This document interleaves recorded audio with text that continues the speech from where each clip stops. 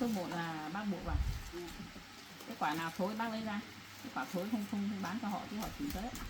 Chị Tuyết bóc ngô ở trên kia hết chưa ạ? Hết rồi, trên hết rồi.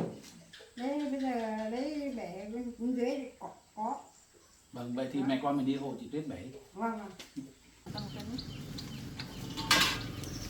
Trong đây luôn.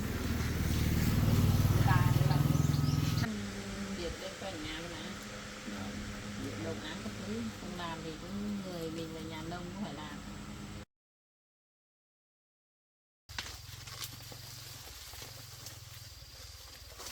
Nói quen rồi lấy cái muỗng cho chú. Chú phải về nhà lấy muỗng cho chú đấy. Vâng vâng. Chú em lấy được mà.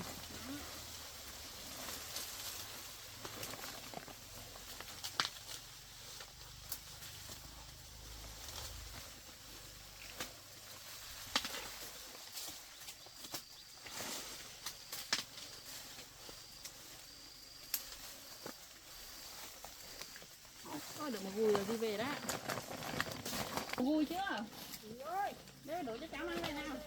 Lấy về đây cho cháu. Đây chứ. Đây vô. Có một quả. Một quả. Lấy nước đây. Đây.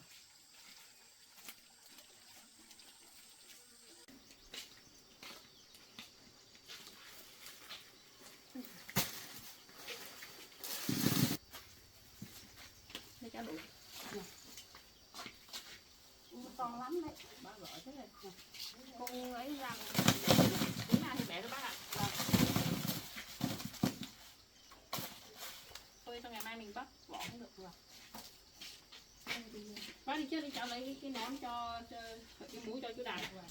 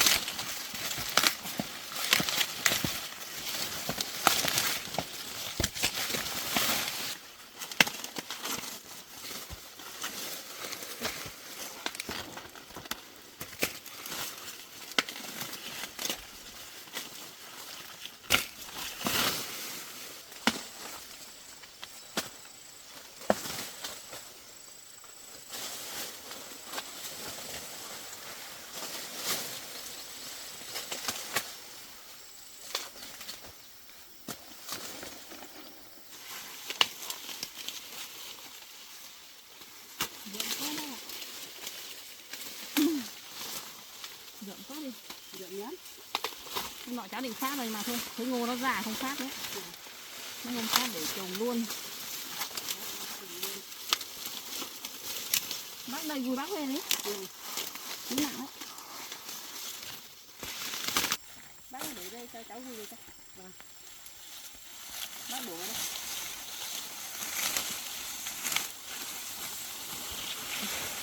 Cái gùi của cháu nó to ấy. Vâng. Thế đây.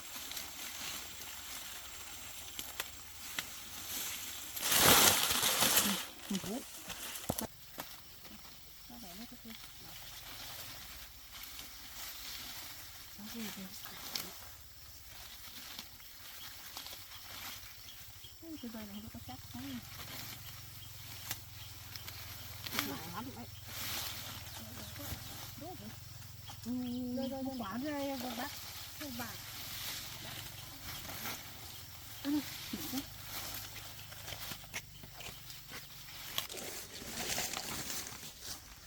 cái gì chứ con nhỏ đồ cái muỗng này đi. Vâng vâng, Cái muỗng này để cho nhiều lắm chị ạ. cái muỗng này cho nó đỡ nặng. Vâng.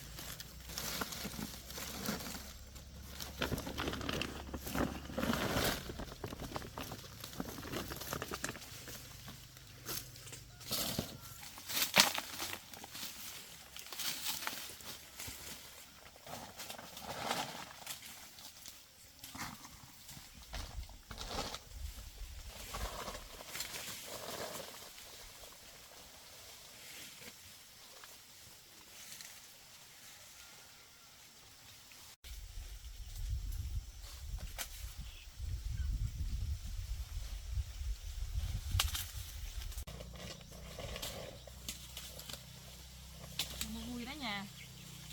Chắc chị mang về để buộc đó chú ạ. Vâng, không chị cứ để đấy thì em xuống em vui về cho chị. Đây. Chú cho vào đây nhé. Bác ơi. Bác ơi. Đó. Bác bẻ ngô được bao nhiêu thì bẻ nhá. Vâng. Cháu lấy quả này về cháu buộc đã. Buộc tí mang đi bán. Đi bán buộc từng cân một bác ạ. Vâng.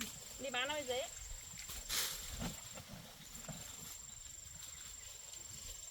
Chú ơi. Dạ. Cái này chú giấm này xuống đây để cho chị hồi nhau bẻ đi. Không chị cứ lấy về đi. Hả? Có bẻ được không? Có, để em bẻ. Rồi, ok. Em bẻ được không?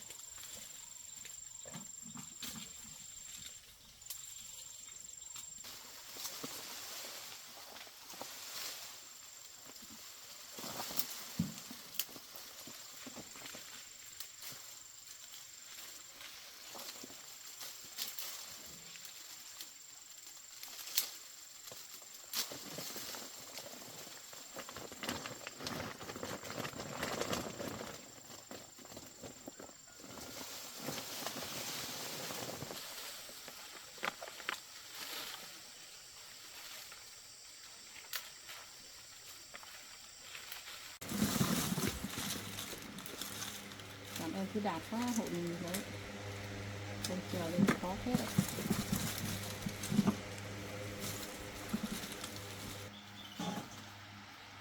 Ôi bác. Cháu lấy quả. Vâng. Bác đi đổ về xong bác nghỉ đi. Vâng. Không bác nghỉ ở nhà bác một cái này cho cháu. Vâng.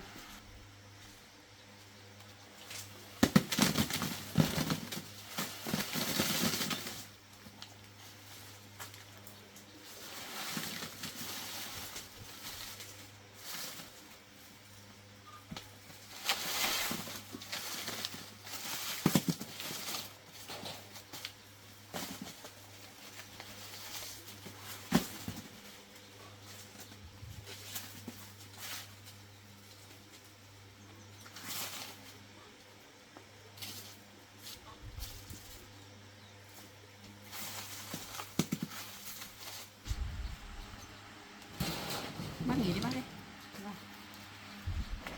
Nắng ạ.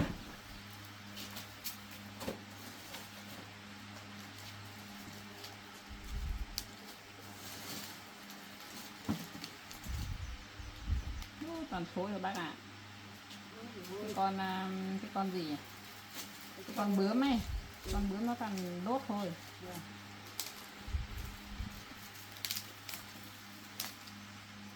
Bác có biết xem cân không?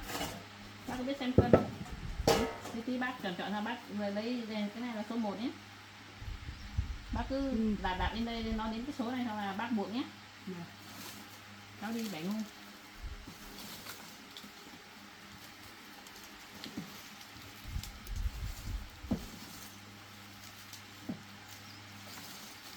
số 1 là bác buộc vào. Cái quả nào thối bác lấy ra, cái quả thối không bán cho họ chứ họ chỉ tới. Cái quả này này đây, lấy ra lấy những quả đẹp đi bán. Lấy nữa quá thối chứ thế nó kia.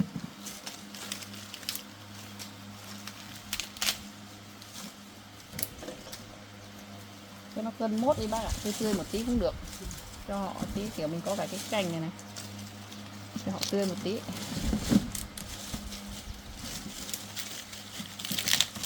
Cây nhà lá vườn thôi. Rồi, cân mốt tính 1 cân.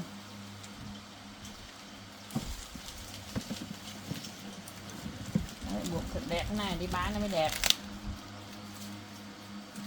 Họ mua cứ mỗi cân 20.000, mỗi cân 20.000 là không phải cân nữa, cân một lần cho họ nhìn thấy là được rồi.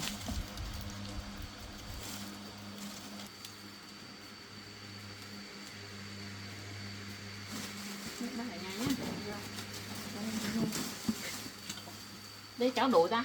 Ủa thôi, đấy Cháu đổ luôn đây, không cần phải định cái gì đâu, nó không dính vào đất đâu.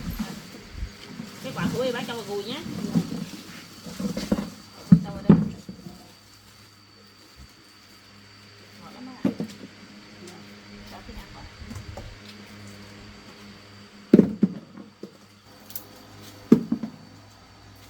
Bác ăn đi bác. vâng. Ngọt lắm. Bác ngồi bên này này. Đặt lên cân lên. Bác cho cân 1 cân 2 cũng được. Vâng. Qua số 1 là 1, 2, cân 2 không tí nữa cháu cắt cái này đi nó trừ đi. Bác phải đặt cho bác lên bộ nhá. Vâng. Đặt xong nó đủ đấy. Đấy những cái này những cái này hơi nhiều, gần cân 3 rồi. Những cái này đủ rồi. Bác cho nó bằng nhau nhé, bằng nhau này nó mới đẹp. Vâng. Đấy quả này thôi. Cho đây ra. 2 quả. Quả Ê. này Thôi thì đây ra nó bị hào rồi đấy. Nó bị hào đấy. Cho vào cho nó đủ. Không đủ thì họ đi học cân không đủ lần sau nó bảo mình làm láo nó không mua hàng đâu bác ạ.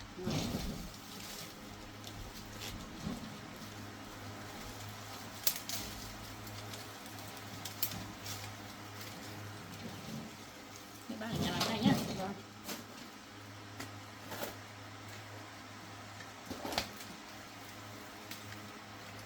Nóng quá.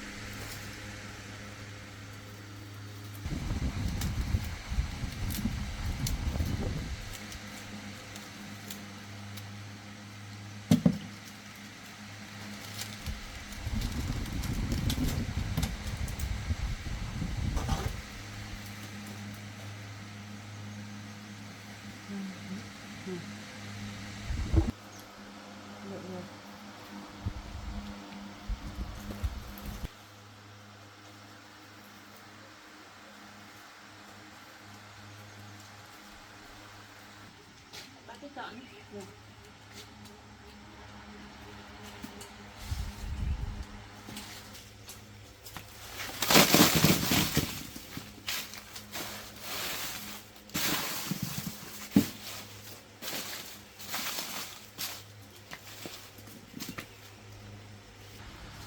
Khối nhiều bác nhỉ?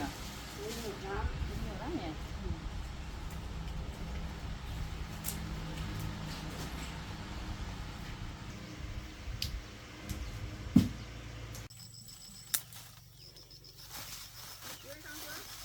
Xong rồi chị ạ.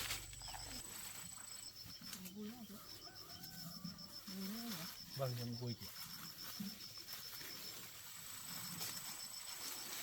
Chọn xong này. Đi về đi chú ấy. Nắng lắm. Vâng. Thế chú cái gùi cái này đi về đi. Không, chị về để em vui. Thế thì chị đi lấy một gùi nữa. Uống gì lên đây nghỉ luôn.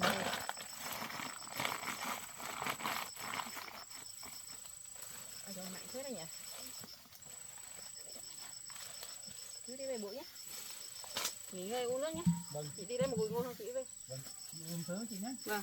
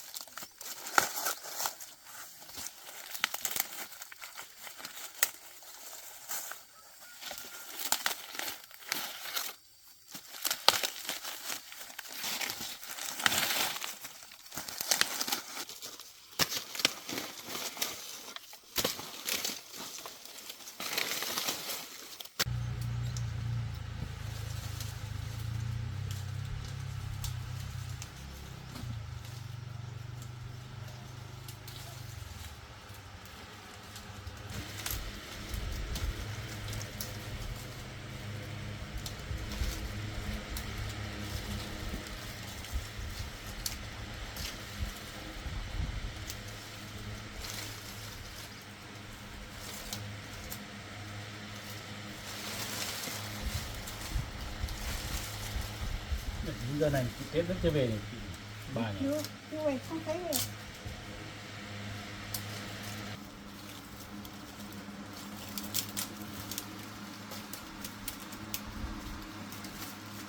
Cân cân Vâng. cân cân của con.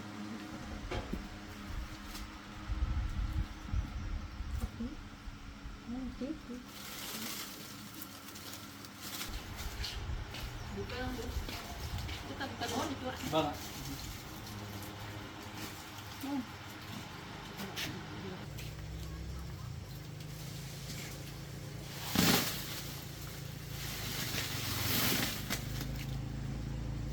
Không phải nhà bộ bán ạ.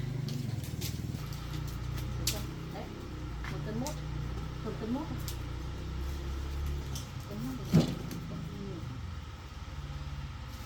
Bán lấy cái lạc cho cháu. Đây cháu buộc. Đây để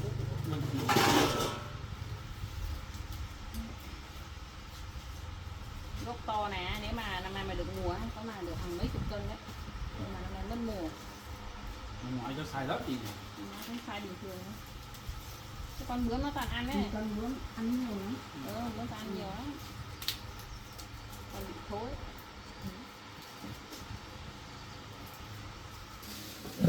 Xem cái này luôn.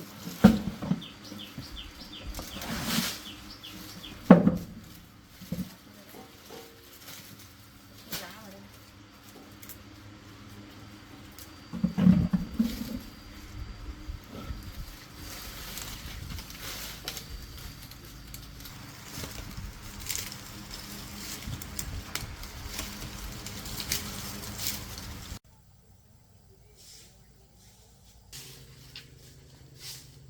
Thế em với bác ở nhà nhé. Chị đi bán nốt xong là tí nữa phải ăn cơm, chị luộc thịt cơm cắm rồi. Chị đi bán nhanh về chị nhé.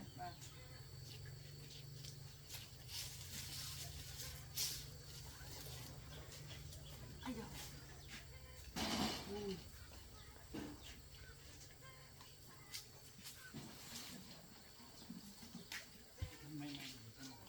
ngoài kia để bay kia đốt.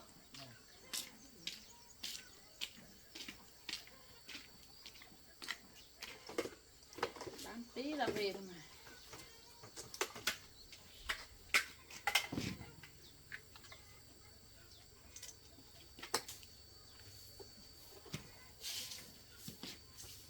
Tiền á.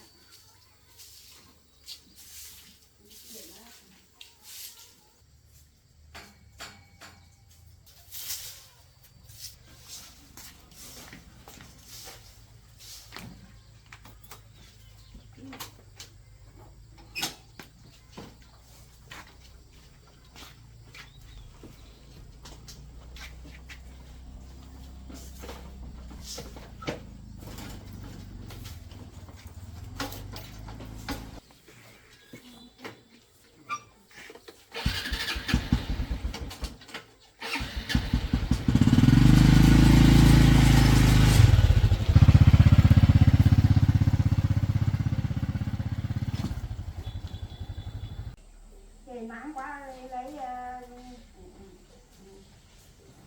về quậy quay về nhà lại để thôi. Vâng, mẹ lấy vào trong tủ mẹ. Vâng. Để đây. Mẹ ơi, Dạ. lúc nãy mẹ với chị Tuyết bóc ngô ở trên kia hết rồi à? Hết rồi, trên hết rồi. Đấy bây giờ lấy bẻ bên dưới có. Vâng, vậy thì mẹ con mình đi hộ chị Tuyết bẻ. Vâng vâng.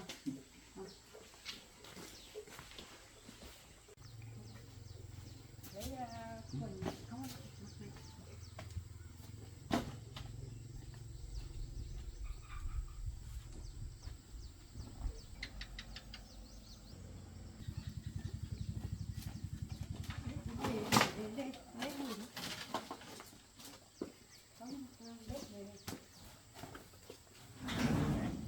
Để con kéo.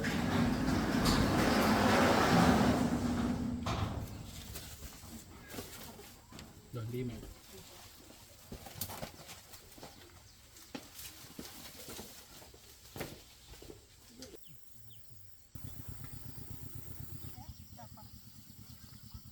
Mẹ lấy thế đi để con xuống dưới lấy cho. Mẹ lấy cái này. Vâng mẹ lấy đi.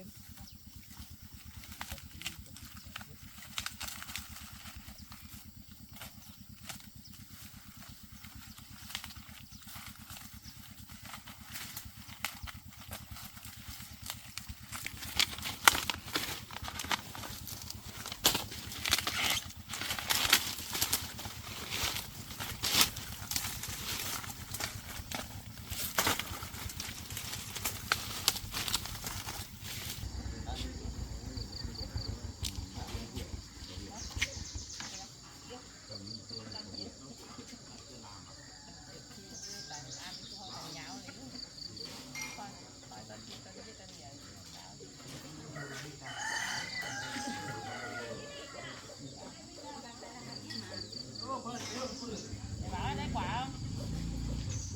Quả gì á?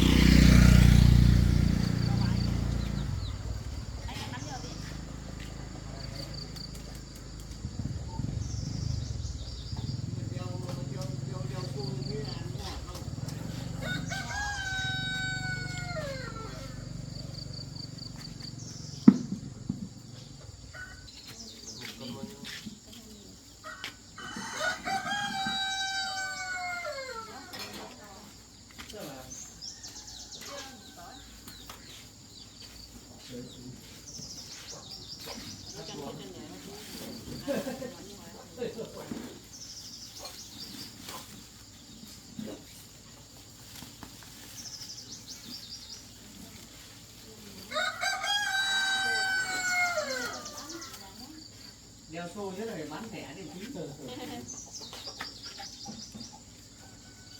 Mình đấy. Mình cái hộp của điện thoại á. Đếm hiện à?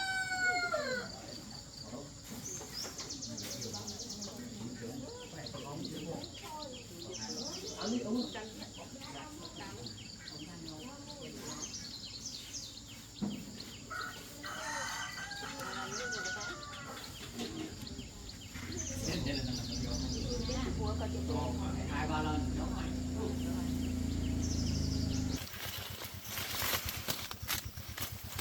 Tết của mình làm mà mẹ. Vâng, đi nó. Tết rồi từ đấy nhỉ. Trồng nhiều ngô.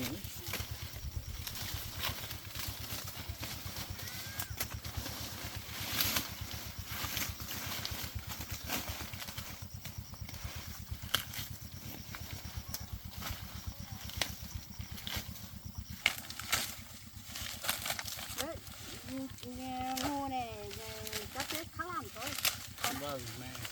Tết khi khá làm thì như là có Tết khá làm hết rồi. Nhiều lắm. Tết rồi từ đấy như này này. Vâng. Khi người ta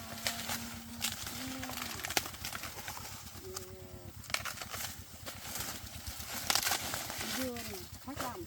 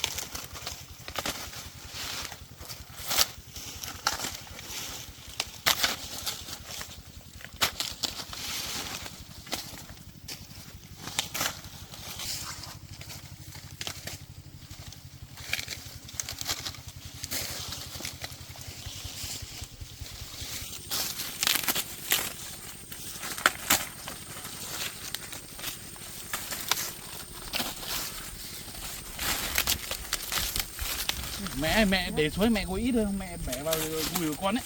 Vâng. Đi đi, nặng lắm mẹ. Đi để con gùi đó.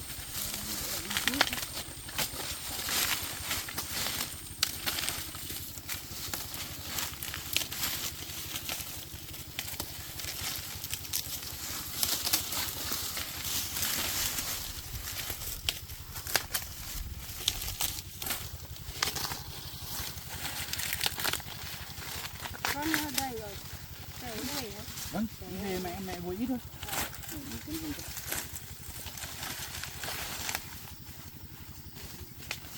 Mẹ bẻ vào gùi con đi. Về mẹ về đi. Đây rồi. Mẹ đi chơi mẹ.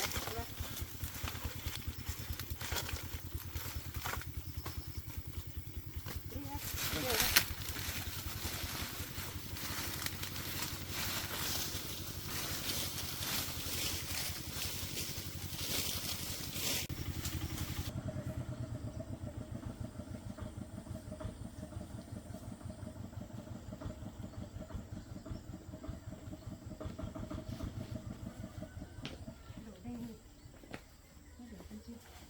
Đi kia mẹ.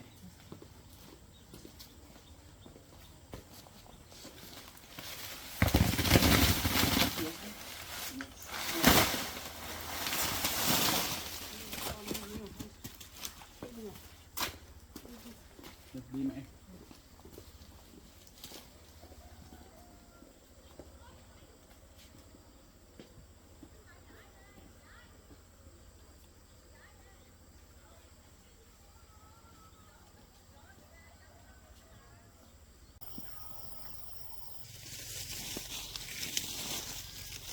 Mẹ bẻ ở đây đi.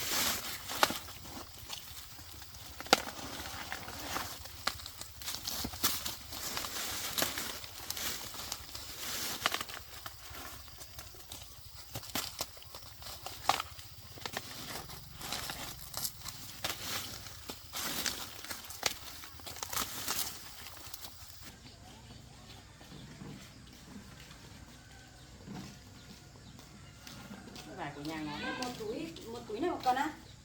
1 cân mốt đấy. Để có cân đi nhiều, có cân nữa. Mình không để lá để cành nhiều như họ thì nó thế quả không mà. Của họ toàn để trên này nó ra ấy. Còn trên đây. Đuôi. Lấy mấy cân? Lấy xem cân này. Nhà cái hết rồi.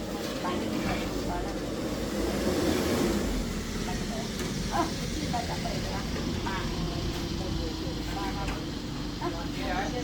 Hai người. Có người đi ca đó. Thế mang đi luôn hay là để gửi đấy? Đấy gửi nhà kia nhé. Không cho bạn gửi tí hai cái ăn này nữa. Ăn hết không? Không. Hết cho bạn Thế nữa. Em. Anh kia bảo là tí nữa gửi 2 cân nhà em ấy. Xong là tí nữa nó có chuyển khoản cho chị. Về đợt trước nó có tiền tài khoản chị. Em lấy không? Đây cái này 1 cân. 80 đây luôn. Này đó. Cho nó còn cái gì.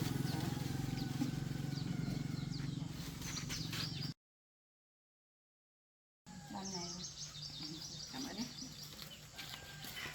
Còn bao nhiêu tiền mới? Dạ 20.000 1 cân ạ. Để cho chị gửi. Vâng. Thím Phương lấy đi. Còn lại bao nhiêu là còn 2 cân thì cho chị gửi đây nhé. Đi chú cô về đây. Đi chú có chuyển khoản. Cứ đang đi ô tô đi chú.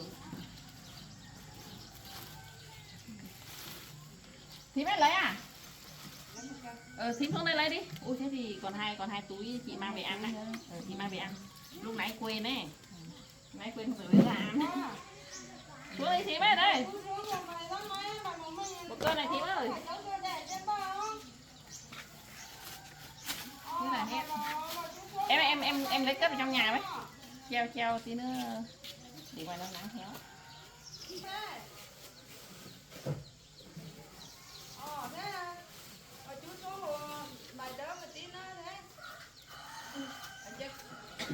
Đây thím ơi. Mày đang mua à kia?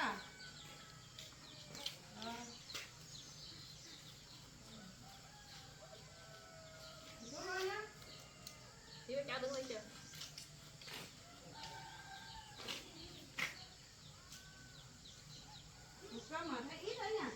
Vâng, nấu con quả thím ạ. Cháu 1 cân hết đấy.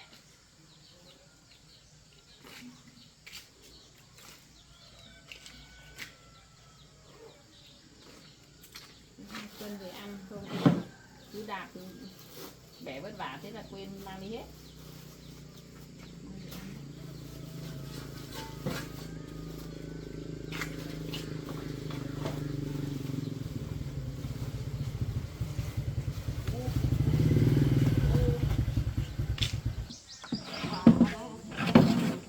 Chuẩn bị đâu thím? Đi câu nào kéo ra là tầm đi chân đất. Hết à? Ấy đó. Cả 2 tô. Để ăn. Thế mới bảo là lúc nãy mang đi bán hết. Thế là Tôm này á, tôm này mà lắm. thế rồi thím ạ năm nay mất mùa. Vâng, năm nay mất mùa. Cái này quả nhá. nhiều. Cháu cảm ơn nhé. Cái này lại không được nhiều.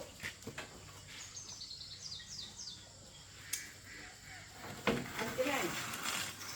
Cái loại kia.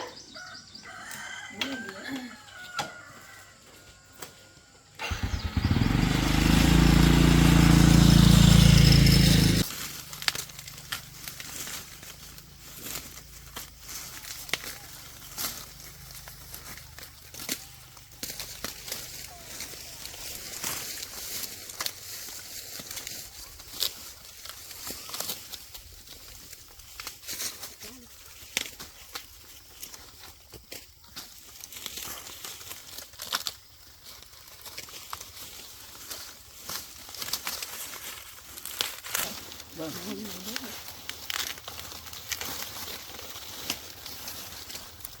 Mẹ đây chứ mẹ ơi. À, hết đây rồi.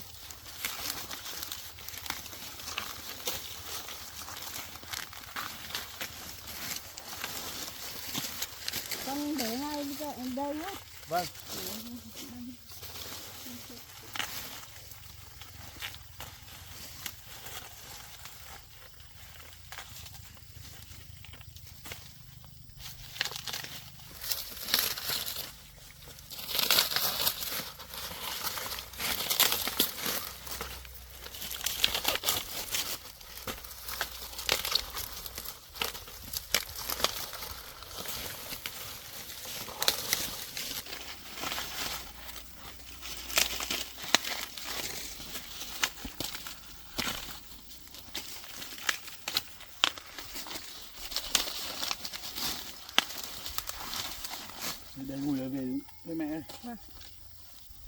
Mẹ nhớ mà đây.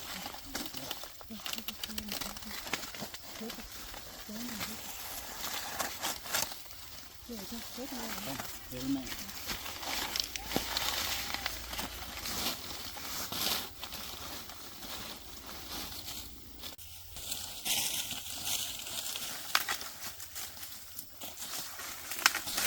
Bể cho bao nhiêu con đi mẹ.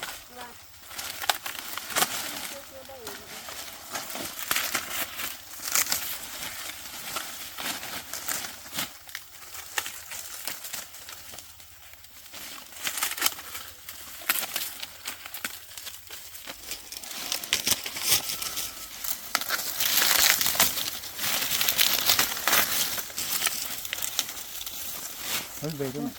Đi mẹ thôi con. Thôi mẹ đi về đi.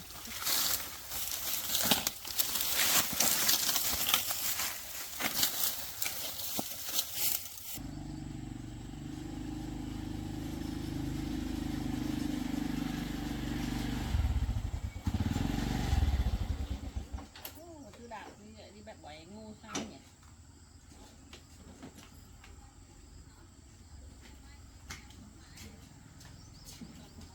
Bạn quên không lấy cái vải ra ăn lại lấy về cho bác với lại chú đạp ăn.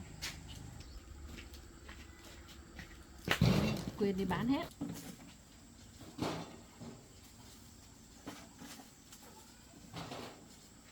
Alo ơi, bác với lại chú đạp đi lấy ngô á. Vâng chị. Ôi nghỉ đi không làm nữa.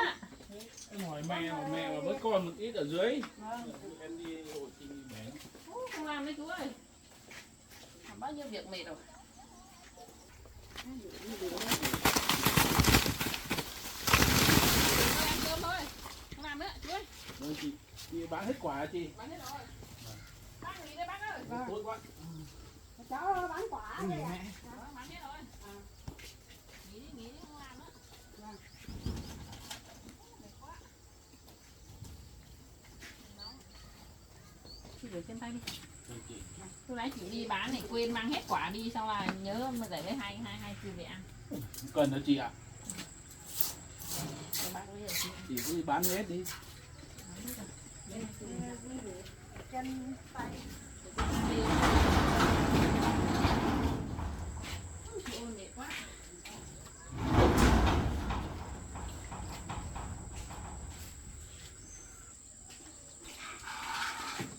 Chú ơi rửa chân tay về ăn. Vâng chị.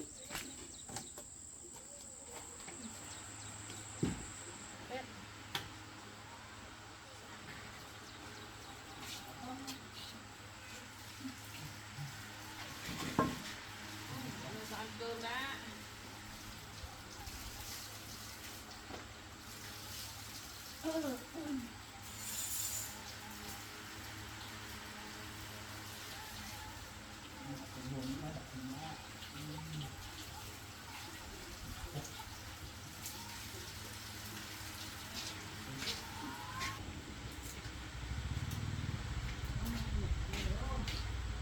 Ăn quả đi bác ơi, cái bác ơi. Cái này khối hết. Lúc nãy đi bán bảo nhớ lúc nãy không được lấy ra. Bác anh ngồi đi. Chị ở lấy về nhiều thế. Chị Rồi, bán hai hết tí đi. phải ăn. Thằng nào cũng của nhà mình. Cái này nó bị khối hết rồi nên ăn rồi. Quả nào đẹp thì ăn thôi. Trong không ăn được hết là cho vào tủ mát. Mình làm việc về mình ăn nó mát đấy. Vâng. Chú ăn đi, ăn cái đẹp đẹp này. Ăn đi bác ơi, chú ăn đi. Đi. Cháu lấy Ăn gì? quả đi. Ăn con. Vâng mẹ. Ăn tí rồi nghỉ ngơi tí rồi ăn cơm. Bác bảo không đi làm nữa mệt, bác nghỉ đi. Bác theo con Em bảo mẹ ở nhà cũng chịu ở. Cứ đành đòi theo em đi thôi. Thế toàn làm việc thôi bác này. theo con đi bóc tí mai. Để tí nào. Chị ạ. Vâng. Nhưng năm qua các chị vất vả lắm đấy chị nhỉ. Mình chỉ làm hết việc. Nói chung thì chị cũng việc thì cũng việc cái quanh nhà mà. Việc đồng án các thứ không làm thì cũng người mình là nhà nông cũng phải làm. cháu thế là làm cái gì làm như là làm nhiều dữ lắm. Thì làm cả rau cái gì có Vâng. con ạ. Và mẹ yên tâm đi, được này con về con giúp chị hết. Nó bảo cho chú nhé. Có gì đâu chị ạ. Vâng. Em muốn cảm ơn chị chứ bảo mẹ ở nhà đi mẹ không chịu. Ngày mai chắc không cho mẹ làm nữa, mẹ ở nhà.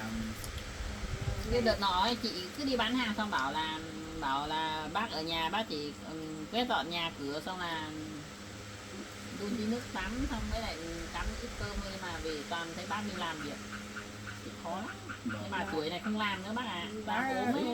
Không làm nhà trong nhà. Làm ít việc thôi bác ạ. Chị biết chị thương mẹ mà. Thế. Chị đấy, chị đi ấy thôi, mẹ ở nhà chỉ cần quét nhà rồi nấu cơm là được rồi, Và không cần phải đi làm việc nặng đâu mẹ. không làm đâu, không đi đâu đâu, không làm. Mẹ ăn quả đi. Bây giờ có chú Đạt về rồi thì bác không phải lo nữa. Đấy, em ăn thế rồi chị ơi. Ăn đi. Xong là nghỉ ngơi tí ăn cơm thôi. Vâng. Chị luộc thịt hết rồi, thái thịt xong là ăn cơm. Canh thì sáng nay mình nấu vẫn còn.